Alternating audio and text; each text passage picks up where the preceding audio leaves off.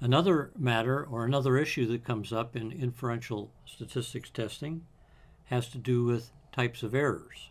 We refer to these types of errors as a type 1 or a type 2 error. When you do a research study, you're going to have hypotheses, usually a research hypothesis and a null hypothesis, and the decision that you make about those hypotheses is based on probability. When you have a probability, you always run the risk of being wrong. That's where type 1 and type 2 errors come into play. Here's a figure that represents type 1 and type 2 errors. Essentially, down the left-hand side, we have what your decision is about the null hypothesis.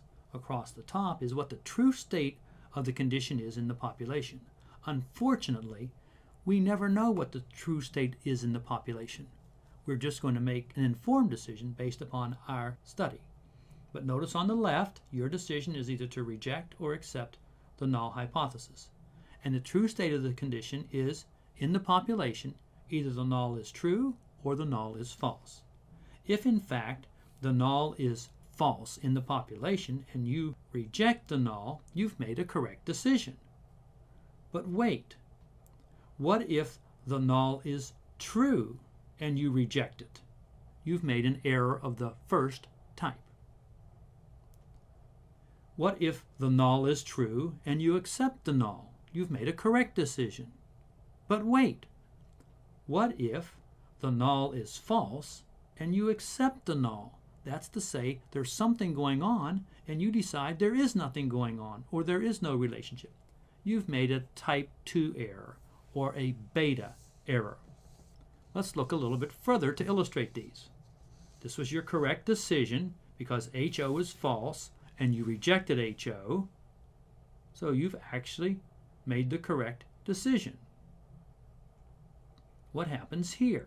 With a type 1 error, you made an error because the null actually is true, but your research rejected the null, so you made a type 1 error or an alpha error. How about here? That's the correct decision. Why is that the correct decision? Because the null is actually true and your research supported this. You concluded that the null was true. That's a correct decision. On the other hand, what happens here? Why is this an error? A type 2 error. It's an error because the null is actually false, but your research concluded the null was true.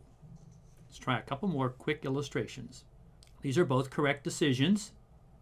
Why is this an error? Well, the null is actually false and you accepted the null. So there actually is a relationship in the population, but you concluded there was not. You've made a type 2 error. In this case, the null is true and you rejected it. So there's actually nothing going on, but you concluded that there was something going on.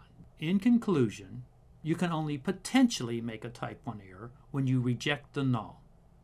You can only potentially make a type 2 error when you continue to entertain the null hypothesis. Let's take an illustration from the recent literature. Very recently, there was a study published about the relationship between the effect of acetaminophen on back pain. The null hypothesis here would be that there is no relationship between taking this medication and low back pain. The alternative hypothesis would be that there is an effect. Well, when would you make a type 1 or a type 2 error? If you concluded there was a relationship between taking acetaminophen and low back pain, but in fact there was no relationship, you've made a type 1 error.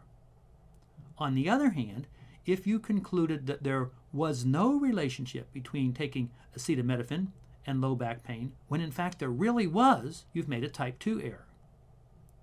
Well, this research published in Lancet indicated that there was no relationship between taking acetaminophen and low back pain. Therefore, they could have potentially made a type 2 error.